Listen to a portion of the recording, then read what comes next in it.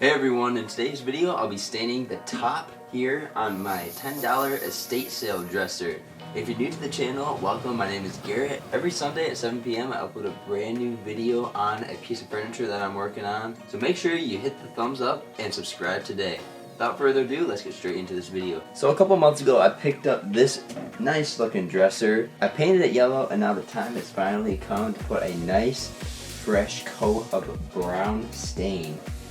Sanded down the top, got it nice and smooth. Now we are all ready to get to staining.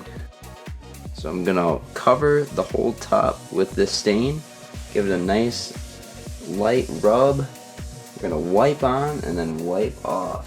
If you've never stained the top of a dresser or a piece of furniture before, let me just tell you, it's very easy and very user friendly. Simply just wipe on and wipe off. And I am using an old rag. It actually used to be an old t-shirt. So it's just an old t-shirt that cut up and used for staining. And this is a one-time use too. So after I'm done with this rag, I'm gonna toss it in the garbage. Wow. I am so impressed. I absolutely love how this turned out. This looks amazing. Dang. I still gotta wipe it, but man, does this look good. Turned out really nice with the yellow too. Dang. Okay, so now I'm going to wipe the top here. The key is to pretty much wipe it immediately. As soon as you wipe it on, you wipe it off.